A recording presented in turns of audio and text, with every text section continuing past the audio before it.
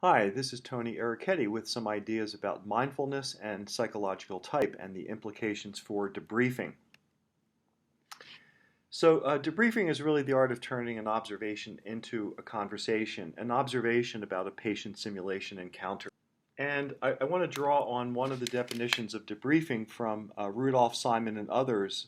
They call debriefing a rigorous examination of performance gaps. Now, this is important because the debriefer has to make some decisions about what to point out, what to bring up to during the debriefing process.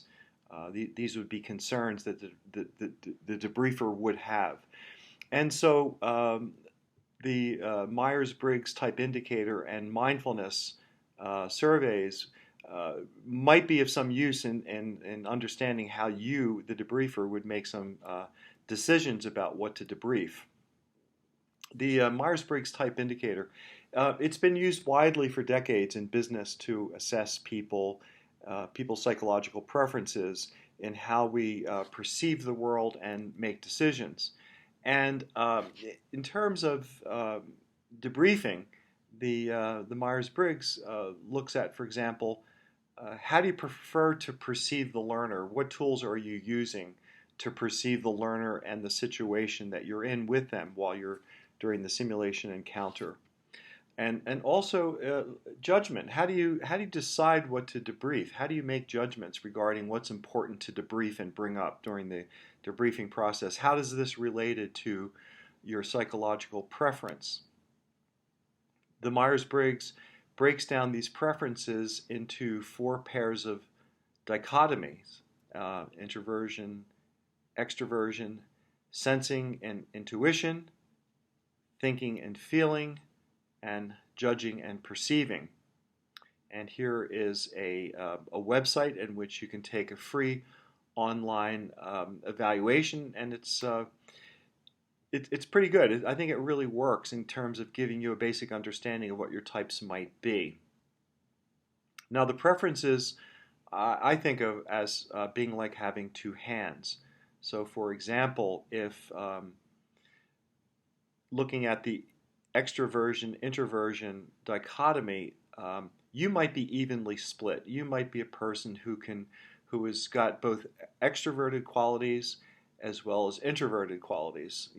In other words, you'd be ambidextrous, so to speak. But however, there are people, of course, who are more extroverted than introverted, or more introverted than extroverted. But the important thing to keep in mind is that we are not just one thing. If we are introverted and we need some extroversion to conduct whatever we have to do, then we have to draw upon that perhaps unused preference or that unused skill. So let's take a look at how these dichotomies actually work during debriefing. So for the extroversion introversion deals with what energizes you during debriefing and what depletes you. So, for example, where do you put your energy, and where do you get your attention?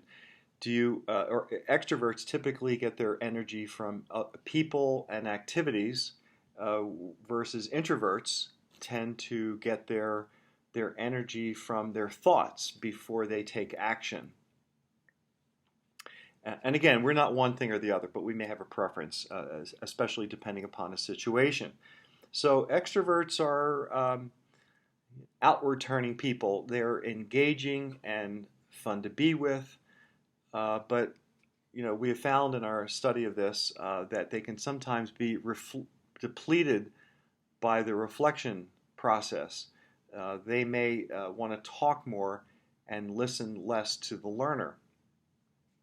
And they're the kinds of people, though, that students really like to be with, because students really are looking for mentors, they're looking for teachers, they're looking for people to tell them what to do. Now, typically extroverts, they're people that you want to work with. They're friendly, they're outgoing. Sometimes they can be a bit over the top, and this is a picture of, I forget his name, but I think he's the former CEO of Google. And he's both extremely engaging, but a bit over the top, and is the kind of the center of attention, but but in terms of what he does, it's important that he has some of these qualities. Now the introverted folks, more inward turning, energized by reflecting, depleted by small talk. These people who like to listen more and talk less, who need to reflect first before taking action. And even though debriefing is a rigorous self-reflection process on your performance gaps, students may find introverts less engaging to be with, even though their natural tendency towards encouraging self-reflection is important. If you are more introverted, you may have to draw upon your extroverted side in order to learn how to engage students.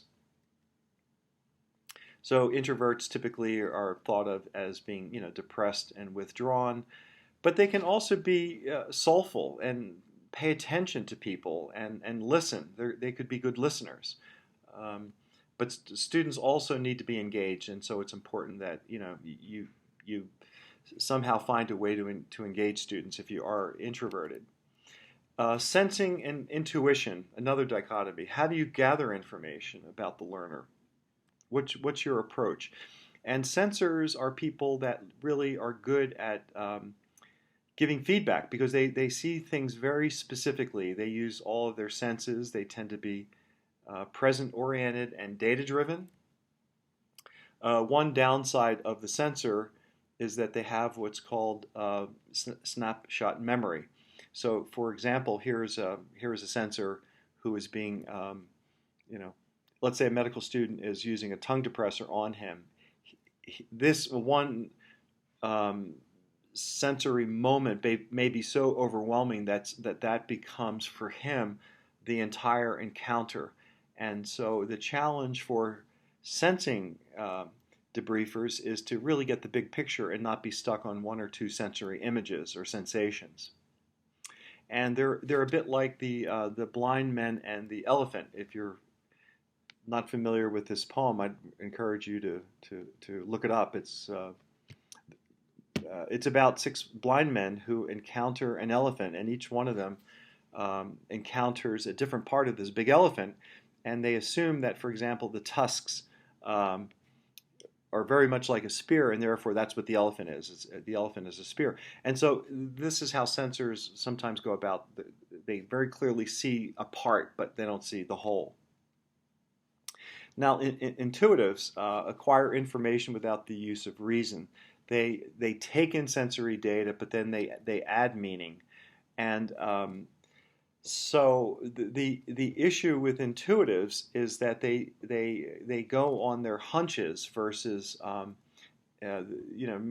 perhaps using hard data. And so sometimes the challenge for intuitives is getting them to be very specific about the feedback.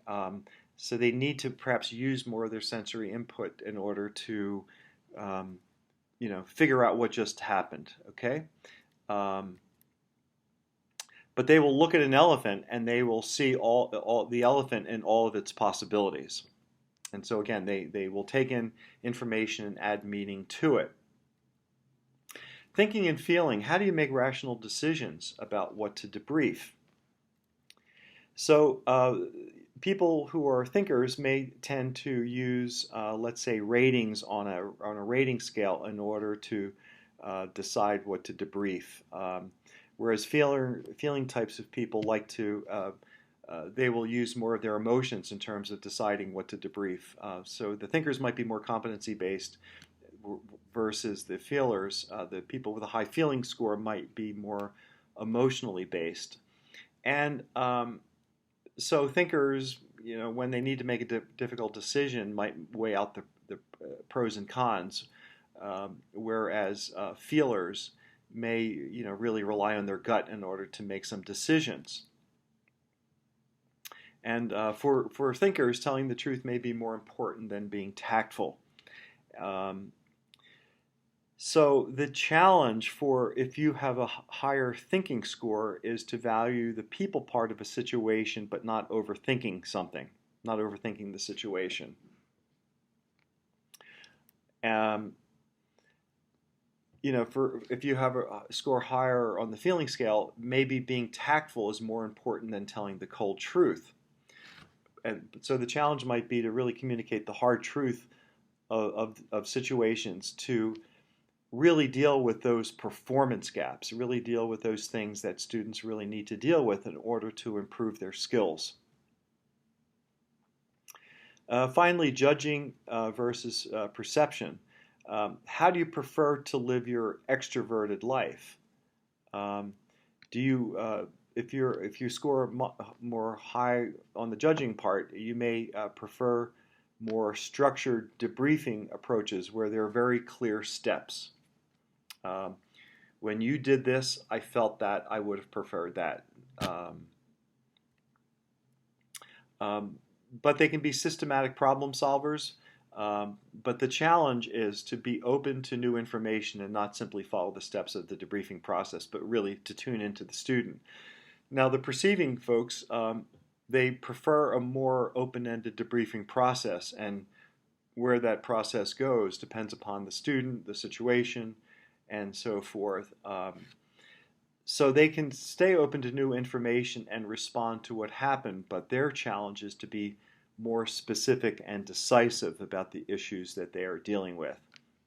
So here's just a quick view of judgers versus perceivers in everyday life, and perhaps you might encounter some of this where you live. Now, moving on to mindfulness. Here's another way of thinking about how debriefing can be structured, or what informs your decisions during the debriefing process. And so, mindfulness has been described as paying attention in a particular way on purpose in the present moment, non-judgmentally. And certainly, mindfulness is a certain awareness of self and how you perceive information is important if you're going to, let's say, be a standardized patient and simultaneously observe the learner.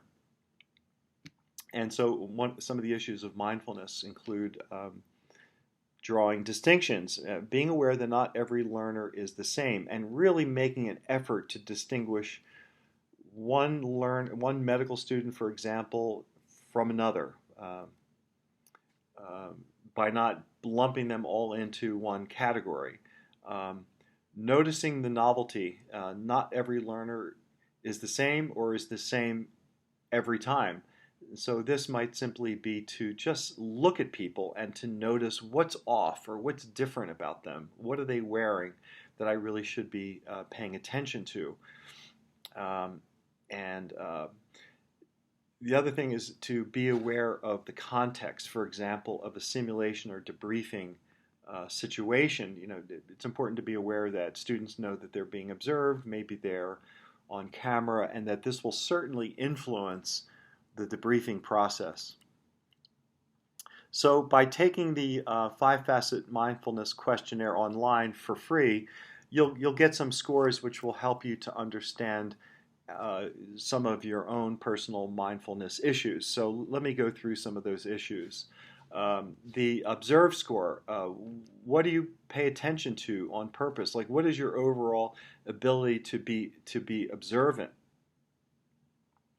The describing score will tell you, for example, to what degree you might be able to put your internal experience into words, for example, when giving feedback or during the debriefing process. Certainly having a higher describing score is important when needing to describe things to other people. The acting with awareness score is attending to the moment, noting the variability of the learners. That so that when you communicate with the learners, you're doing so with some awareness of who's actually sitting in front of you. You will notice that, let's say, for example, gender differences, that perhaps men versus women like to hear information differently, or the age of the learner could be a significant issue to pay attention to. So you're not just communicating on autopilot, you're really making some thoughtful decisions about how to communicate.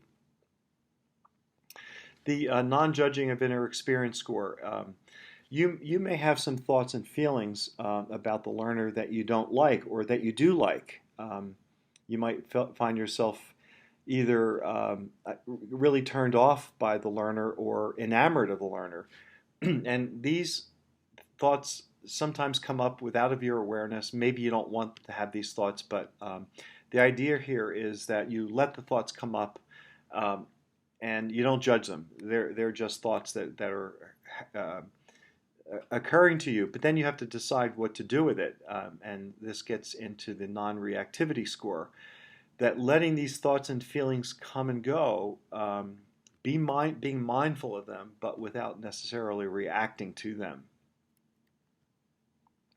And with that, I hope this was helpful, and please drop me a line if you'd like to talk about this some more. Thank you.